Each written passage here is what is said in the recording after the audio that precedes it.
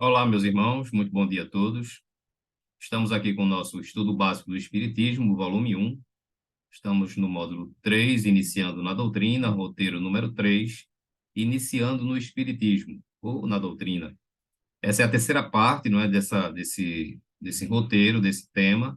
E na sequência de aulas, essa é a aula de número 65. Para quem está iniciando, né, então eu fiz aqui listei aqui alguns tópicos, né, para as pessoas que estão começando no Espiritismo, até porque é o tema, né, desse roteiro, para que auxilie, não é? Então, assim, para quem está acompanhando o nosso estudo, quem está começando no Espiritismo, memorize aí esses itens, não é, que nós colocamos aqui nesses slides, porque são dicas assim importantes, não é? E que vão auxiliar a todos aqueles que realmente querem passar a frequentar uma casa espírita, que pretendem se integrar com o espiritismo. Então, primeiro, procure conhecer a casa e quem são os responsáveis. Então, antes de você frequentar a casa espírita, né, aquilo que eu já falei em aulas passadas, né, eu já dei algumas dicas, algumas orientações sobre os procedimentos, né, para as pessoas que querem frequentar uma casa espírita pela primeira vez. Então, logicamente que se informar, não é, ter um estudo, ter um conhecimento prévio, né, do que é o espiritismo é de grande importância, tá certo? Até para você saber distinguir o que é uma casa espírita e o que não é, né? Eu digo, já falei isso aqui e repito novamente. O fato de você ter um nome, Centro Espírita tal, Casa Espírita fulano de tal, Núcleo Espírita fulano de tal, então, isso não significa que necessariamente seja uma casa espírita, porque como nós já falamos, né, alguns centros de cultos africanistas, né, como a Ubanda, por exemplo, alguns deles colocam que ali é um centro espírita, mas na verdade não é, né? Então ali se pratica o culto africanista, é uma seita, é uma religião africana que não corresponde ao espiritismo, tá certo? Mesmo que possua uma mesa com as obras da codificação e tal, ainda assim não quer dizer que seja o centro espírita. Então quem está acompanhando o nosso estudo aqui sabe exatamente o que é que eu estou falando, tá? Então, procure conhecer a casa, né? O importante é você ter uma referência da casa que você passa a frequentar. Eu já falei aqui, né, em outras aulas. Normalmente, quem vai para um centro espírita, lógico que por uma questão de praticidade, vai procurar um centro espírita próximo à sua residência, né? Até porque a gente sabe que deslocamento hoje em dia, com dificuldade de trânsito, né, de gasto de combustível, né, que não é barato, tá certo? Ou de outro meio de transporte, de passagem, seja lá o que for. Enfim, o deslocamento, quanto mais distante, mais dificulta. Então, a tendência sempre é as pessoas procurarem um centro espírita próximo à sua casa, e tá certo, né, à sua residência. Mas, primeiro se certifica, não é? E se você tiver a oportunidade de se informar com uma pessoa que você sabe que é espírita, não é? Que você conhece aquela pessoa e sabe, né, do procedimento daquela pessoa em relação ao espiritismo, tá certo? Então, se você tiver uma indicação, se torna bem mais fácil. Então, procure conhecer a casa, não é? E quando você chegar lá na casa espírita, você pede para um trabalhador, uma pessoa, mostrar a você as instalações da casa, não é? Você procurar se inteirar de quem são os responsáveis pela casa, para você conhecer. Então, isso é um passo importante. Segundo, informe-se da programação e das atividades existentes. Veja, normalmente, os centros espíritas, eles colocam lá numa área de maior acesso, de maior circulação, né, das pessoas, dos frequentadores, uma espécie de quadro de avisos, né? Às vezes o centro tem uma recepção, e nessa recepção fica lá um quadro com a programação das palestras, não é? Do mês inteiro, às vezes, ou da semana, mas sempre tem, tá? As atividades que o Centro Espírita promove, né? Os cursos, os estudos, né? Enfim, o quadro de atividades ele fica normalmente exposto em um quadro, tá? Então, quando você chegar lá no Centro Espírita pela primeira vez, você vai lá e dá uma olhada naquele quadro, vê os avisos, não é? As mensagens, o quadro de atividades, para você se inteirar, não é? Dos eventos que vão ocorrer durante aquele mês, né? Os horários direitinho, para você até se planejar e se programar e ver aqueles que você vai poder frequentar, tá certo? Crie o hábito de frequentar pelo menos uma vez por semana. Olha, você não precisa ir todo dia, porque vocês vão observar, para quem está começando, que os centros espíritas, a maioria deles, tem atividades todos os dias, de domingo a domingo, tá certo? Mas não significa que a pessoa que está começando tenha que ir todos os dias. Então, por exemplo, tem centro espírita que tem reunião pública 2 vezes na semana. É muito comum um centro espírita promover reuniões públicas, não é, que são as reuniões doutrinárias, não é, de palestras, que são voltadas para os frequentadores, sem a necessidade de ele ser um trabalhador, de ele ser um espírita experiente, enfim, é voltado para um público em geral. Então, normalmente, esses centros, eles promovem 2 reuniões por semana, às vezes até mais, tá certo? Mas, em linhas gerais, são 2 reuniões por semana. Se você pode ir 2 vezes por semana assistir às palestras, ótimo, não tem problema nenhum. Mas uma vez por semana, né, se você é uma pessoa que tem muita tarefada, que você quase que não sobra tempo para você se dedicar a outras coisas, mas se você tem um dia na semana ali, tá certo? Já é o suficiente, não precisa você ir todos os dias, tá? Quarto, concentre-se nas palestras, pois são de grande importância. Então, é importante, né, você estar assistindo uma palestra, porque imagine, tem pessoas que vão assistir a uma palestra dentro de um centro espírita, elas estão precisando, né, de compreender o espiritismo.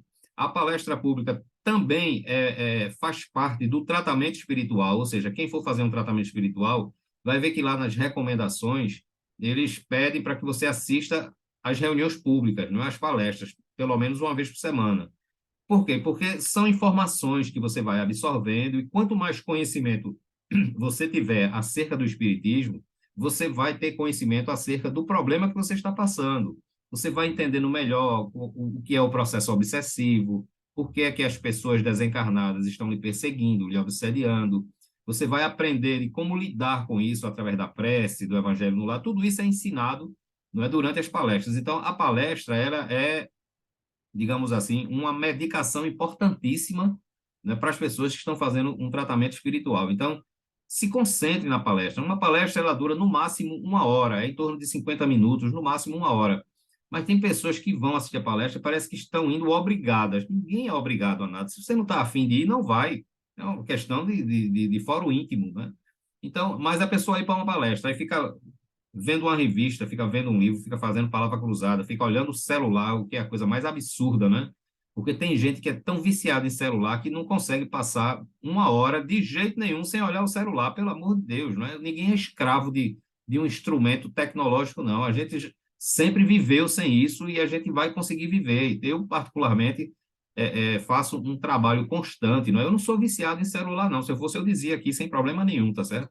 Eu tenho milhares de defeitos, mas com certeza esse não é um deles. Eu só uso o celular quando eu preciso realmente, por extrema necessidade. Eu não passo o meu dia, o meu horário de folga, o tempinho que eu tenho de folga de almoço, a folga do almoço, né? Um feriado, agarrado olhando para a tela de um celular, não. De jeito nenhum, eu não faço isso, porque o mundo tem outras coisas melhores para se fazer. Eu, particularmente, prefiro uma conversa ao vivo, né? Você olhando olho no olho da pessoa, do que você estar ali no WhatsApp, e, enfim, naquelas coisas todas que tem. Isso se torna um vício e nós que somos pais, nós precisamos estar atentos a essas questões que são levantadas, inclusive, por especialistas, não é? Das dependências, das neuroses, não é? Dos processos psicológicos negativos que o vício da tecnologia do celular, porque o celular ele veio realmente para revolucionar, é uma grande invenção, a gente não tem a menor dúvida, mas ele é muito escravizador, então ele gera uma dependência muito grande. Então, a gente vê pessoas que saem para uma festa, para um local, para uma reunião de família, e no lugar das pessoas estarem interagindo ali, conversando, as pessoas, cada um está com um celular. Olha, eu já presenciei cenas que parecem coisas absurdas, não é? De estar grupinhos ali de amigas, de amigos, enfim, e cada um está sentado com um celular, ou seja, o que é que adianta você estar ali em grupo se a única atenção que você dá é aquele aparelho celular? Então, as pessoas elas se sentem, parece até que elas não conseguem respirar se elas não estiverem olhando para aquele danado daquele celular. Então, pelo menos no momento que você se dedica a assistir uma palestra, aí para uma reunião pública, naquela horazinha ali, tá certo? Se for uma vez por semana que você vá, se dedique, se concentre na palestra, né? Para que você absorva, né? Para que você sugue o máximo de conhecimentos que o palestrante ali se preparou, né? Para passar para vocês. Então, isso é muito importante, tá certo? Tente participar de estudos introdutórios da doutrina. Veja, Depois que você passar um tempo, veja, as palestras públicas são o suficiente para quem está começando. Ninguém é obrigado a fazer um estudo sobre o estudo básico, sobre o passe, sobre mediunidade, ou seja, qualquer estudo, seminário, cursos que todo centro espírita promove. Se você tiver afim de participar, não tem problema nenhum, não. Mas saiba que você não é obrigado. No começo, vá dando um passo por vez. Eu já falei aqui em aulas anteriores, seja comedido, não é? Vá devagar, até porque o conhecimento sobre qualquer assunto, e principalmente sobre o espiritismo, ele é infinito. Né? Você não tem um limite, você nunca vai chegar no limite e dizer assim, agora eu sou pós-doutor em espiritismo, né? Eu sou doutorado em espiritismo. Não tem isso. Tá? Não existe ninguém, nenhum espírita, ele pode ter 200 anos de vivência dentro de um centro espírita, mas ninguém conhece totalmente o espiritismo. Né? Aliás, eu não sei qual é o assunto que você possa dizer, eu domino 100% esse assunto. Não tem. Não é? Na nossa profissão, a gente não domina 100%, né? Tem pessoas que dominam 50%, 60%, 70%, 80%, 90%, mas 100% não tem. A gente não tem capacidade ainda intelectual para dominar 100% qualquer coisa. Então, não precisa desespero, né? Não precisa querer devorar todos os livros, não precisa participar de todos os seminários, de todos os cursos, passar o dia inteiro na casa espírita, mesmo que você tenha tempo. Né? Eu vou para o centro espírita manhã, tarde, de noite, sábado, domingo, feriado. Não, isso não vai adiantar, não vai resolver. Porque tudo que você participar ali é de importância, é conhecimento, mas é teoria. O que você precisa é trabalhar, aplicar os conhecimentos na sua vida, não é? Trabalhar a sua reforma moral, a sua reforma interior. Isso sim é o que vai resolver os seus problemas. Mas o centro espírita, com seus ensinamentos, não é? Com seus tratamentos, ele não garante 100% que você vai melhorar, até porque isso não é da capacidade do centro, isso não é do mérito do espiritismo. O espiritismo tem um mérito de auxiliar você a se cuidar. O espiritismo uma ferramenta que você tem para que você trabalhe a sua melhora, mas ele não vai fazer a sua melhora, é você que tem que fazer, tá certo? Então é importante, não é, seguir essas dicas que nós estamos colocando aqui. Se puder participar dos estudos introdutórios, como por exemplo esse. Quem está participando desse estudo aqui conosco, né, aqui no canal do YouTube, não necessariamente precisa fazer um curso presencial, tá certo? Não precisa, porque o que eu estou passando aqui é o que se vai passar lá dentro do centro espírita. Agora, se a pessoa disser assim, não, eu acho aula, eu até concordo também, uma aula presencial para mim é bem melhor do que uma aula online, tá certo? Eu até prefiro assistir uma aula presencial. Mas os recursos da internet que a gente tem hoje, não é, eles facilitam essa para as pessoas que não têm um tempo de ir. Então, se você já conseguiu encontrar um tempo, né, para assistir aqui 20, 30 minutos, né, no máximo, de um vídeo, né, todos os dias. Eu vejo que quase todos os dias eu estou postando, né? Sempre que eu posso, eu estou postando um vídeo que é para manter o ritmo, né, manter as pessoas interessadas. E tem pessoas aqui que eu sei, né, tem várias pessoas inscritas aqui que acompanham. Tem pessoas que a gente vê aqui pelas visualizações que estão acompanhando realmente todas as aulas. Então, são pessoas interessadas. Eu já disse, eu não me importo se eu estou passando essas informações, se eu estou dando esse estudo aqui para uma pessoa, para 10, para 20, até para nenhuma pessoa.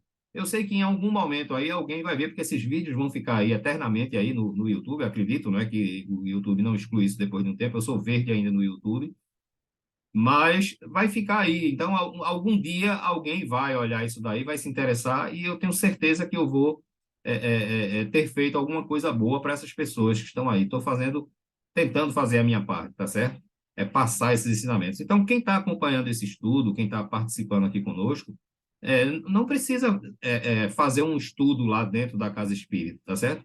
Basta assistir as palestras. É isso que eu digo, olha.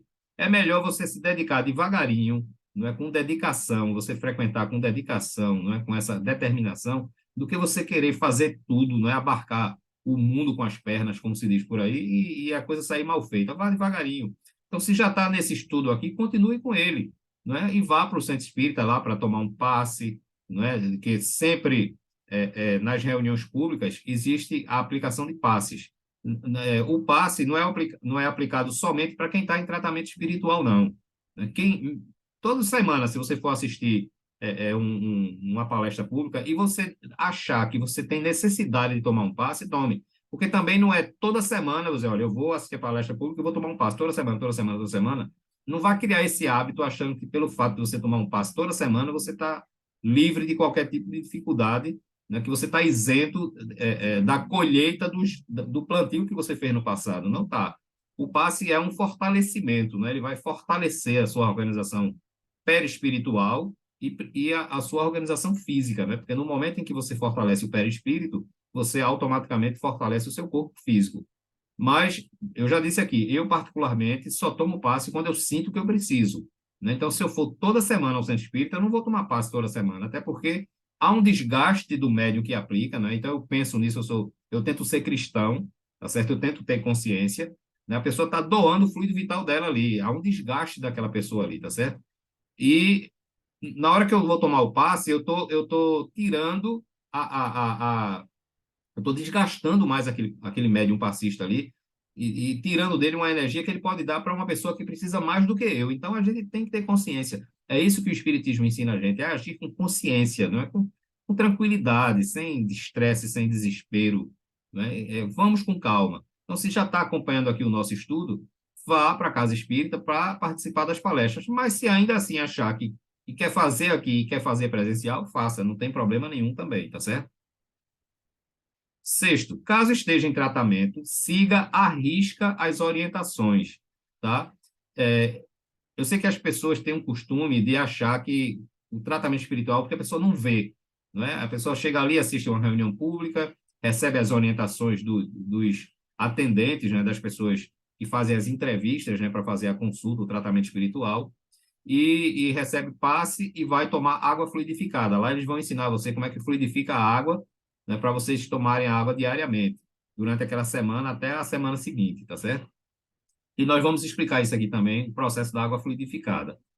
É, tomar aquela quantidade de passes, né, que vai ser indicado para a pessoa, tá certo? Então, tem que seguir à risca todas as orientações, o trabalho, não é, o esforço para se melhorar, para mudar aquilo que sabe que precisa melhorar urgentemente, tá certo?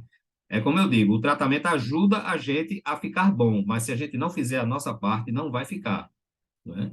Não queira participar de reuniões mediúnicas sem ter experiência. Olha, infelizmente, tem pessoas dentro do centro espírita que são trabalhadores que não estudaram aquilo que eu falei.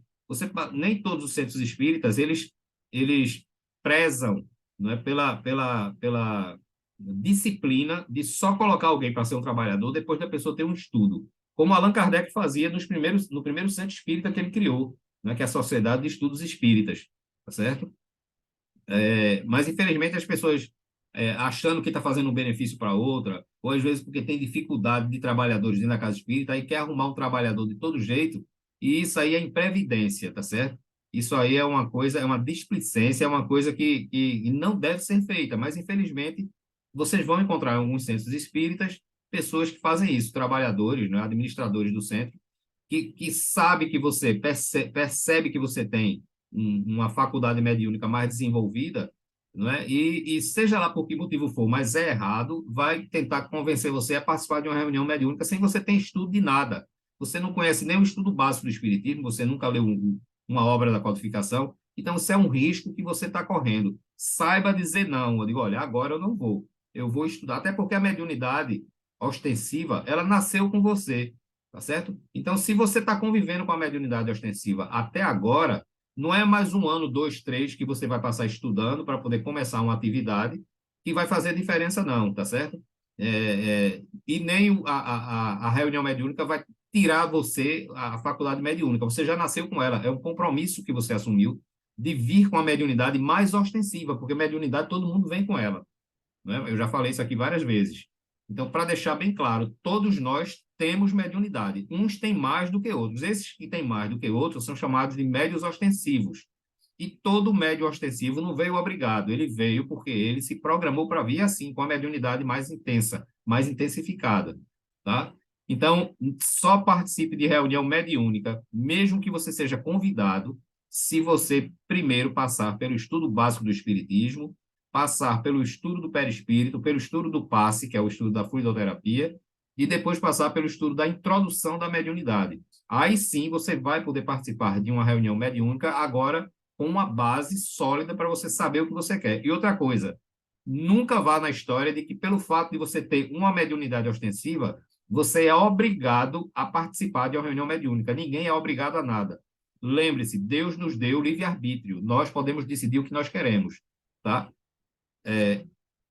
Você participar de uma reunião mediúnica vai ensinar você a conviver com a mediunidade. Isso vai lhe trazer um benefício, isso é um fato. Mas isso não quer dizer que se você decidir, olha, eu não quero participar de reunião mediúnica porque eu não me sinto bem com isso.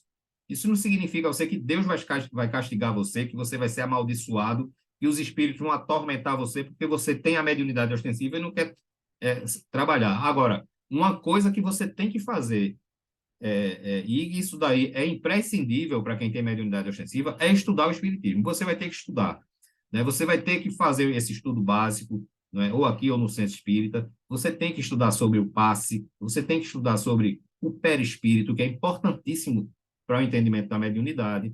E você tem que estudar a parte teórica da mediunidade. Porque você, com esse conhecimento, mesmo que você não se dedique a participar de uma reunião mediúnica, você vai conseguir conviver com a sua mediunidade, tá certo? Sem grandes dificuldades. Agora, se você abandonar isso aí, esse compromisso que você não estuda nada e também não participar de nenhuma reunião, aí realmente a coisa não vai ser fácil, tá certo? Eu não vou mentir, não vai ser fácil. Repito, foi um compromisso que você assumiu e os espíritos vão cobrar esse compromisso que você mesmo assumiu por livre e espontânea vontade, vão cobrar de você, tá certo? Ninguém vem com a mediunidade ostensiva de graça. Agora, dizer que você é obrigado a participar de uma reunião mediúnica, você não é. Agora, para o seu próprio bem, para o seu próprio benefício, pelo menos estude, né, façam esses estudos introdutórios que eu acabei de citar aqui, para você poder viver, ter uma qualidade de vida melhor com relação às questões da mediunidade. Oitavo, não espere que o espiritismo resolva a sua vida. Eu falei isso ainda agora, né? O espiritismo, ele é um meio para ajudar você a atingir um objetivo. Ele nunca é o objetivo, tá certo?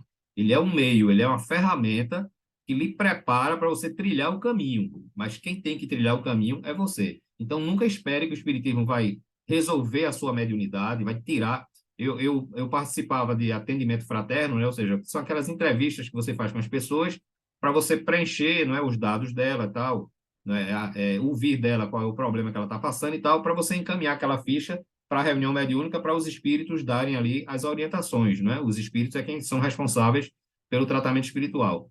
E era muito comum as pessoas que tinham mediunidade ostensiva, as pessoas chegarem e dizer, olha, eu dizia, e aí, o que é que você está passando? Qual é a dificuldade? Qual é o problema que você está vivenciando? Ah, o meu problema é que eu sou médium, eu estou vendo espírito direto, eu estou incorporando espírito, eu estou dando mensagens, escrevendo mensagens de espiritismo, eu digo, olha, isso não é um problema.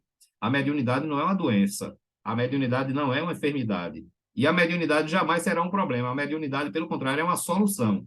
Então, se você veio fazer um tratamento aqui na expectativa de que com esse tratamento você vai deixar de ver espírito, ou de ouvir espírito, ou de incorporar espírito, ou de escrever mensagens dos espíritos, você está enganado, tá certo? Aqui você vai encontrar informações, uma educação para você conviver com a sua mediunidade, mas tirar a mediunidade de você não vai, não se iluda com isso. Então, eu sou muito franco, né, e explico a situação à pessoa, para que a pessoa coloque os pés no chão, tá certo? E segundo, não pense que mediunidade é uma maldição, é uma doença, é um castigo. Foi um compromisso que você mesmo assumiu. Então, essas explicações, quando eu atendo as pessoas, eu dou sempre essas explicações à pessoa para que ela se situe, né, e para que ela saiba realmente o que é que está acontecendo com ela, tá certo? Então, outra coisa, uma pessoa que está sofrendo de uma enfermidade grave, e ele diz, não, porque eu ouvi falar que fulano se curou, sim, mas cada caso é um caso. É muito raro acontecer de uma pessoa se curar de um câncer porque está fazendo um tratamento espiritual. É uma coisa raríssima, raríssima, raríssima. Eu, particularmente, esses anos todinho que eu sou espírita e que frequento casas espíritas, eu nunca vi ninguém se curar de um câncer porque tomou passe, porque fez um tratamento espiritual. Nunca vi. Tem casos, no mundo aí afora tem casos, mas eu, particularmente, nunca presenciei. Por quê? Porque a gente também precisa entender que a enfermidade. A gente precisa entender uma coisa bem, bem simples. Veja, nós somos espíritos. Isso é o que nós somos. Corpo físico é uma roupa que o espírito veste, perdão. É uma roupa que o espírito veste para poder atravessar as suas fases de aprendizagem no corpo físico, ou seja, a lidar com o mundo material.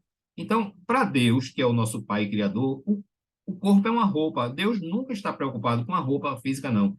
E a roupa física, ela serve, né, porque o espírito, que é aquilo que nós somos, a essência que nós somos, é quem precisa estar sadio Então, quando o espírito está enfermo, o que é que ele faz?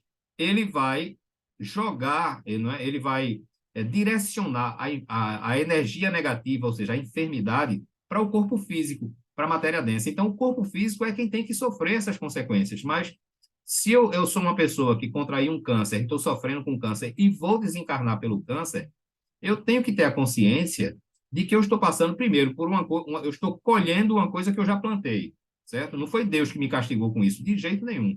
Em segundo lugar, eu prefiro que a doença venha para o corpo, porque eu sei que eu vou perder o corpo um dia de qualquer jeito, seja por enfermidade ou não, mas eu prefiro que ela venha para o corpo do que ela continuar no meu espírito, porque quando ela continua no espírito, é porque eu não vou estar bem nem tão cedo, tá certo? Então, quando a doença vem para o corpo, é sinal de que o espírito está expurgando aquilo dali. Então, eu sei que eu vou perder o meu corpo físico em virtude daquela doença, no caso do câncer que eu estou falando aqui. Mas eu sei que é uma quantidade de energia que está indo embora junto com a matéria que eu vou deixar aqui de todo jeito, porque eu continuo sendo um espírito. Essa é a minha essência. Então, a gente precisa ter. Então, veja como o espiritismo é um consolador. Né? Se eu não tivesse essas explicações, eu jamais teria, né, ou tentaria ter um equilíbrio para enfrentar as situações que todos nós enfrentamos em todos os dias. Todos nós temos problemas, todos nós temos dificuldades. Eu repito, nós somos espíritos imperfeitos ainda, né? Estamos muito longe da perfeição, muito mesmo. E estamos vivendo num mundo que é condizente com a nossa imperfeição. A Terra é um mundo inferior ainda, é um mundo de provas e expiações.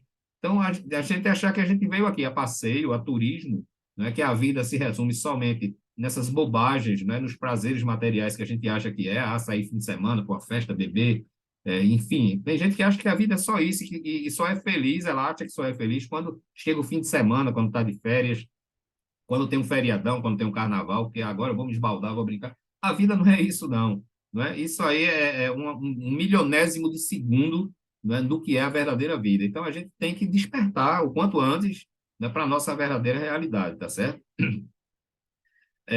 Procure sempre dar mais do que receber. Quem oferta mais esquece de si para pensar nos outros. Trabalhe na sua reforma moral. Né? Então, veja, são essas dicas, né, que eu estou dando aqui para vocês, para quem está começando no Espiritismo. Repito, são 2 slides aí, de uma forma geral, com 10 indicações, 10 sugestões, 10 dicas, né, digamos assim. Vocês podem até anotar, se vocês quiserem, na agenda de vocês, no diário de vocês, para que vocês comecem a trabalhar isso no dia a dia, tá certo? O espiritismo ele só vai funcionar em nós quando a gente deixar ele entrar em nós. Eu já falei isso. Então, você entrar no espiritismo é uma coisa, mas você deixar ele entrar em você é que é a grande dificuldade, tá? Então, com isso, a gente encerra aqui essa aula, encerra esse roteiro, né, que foi a terceira parte, e na próxima aula a gente vai para o roteiro número 4. Então, bom dia para todos e muita paz.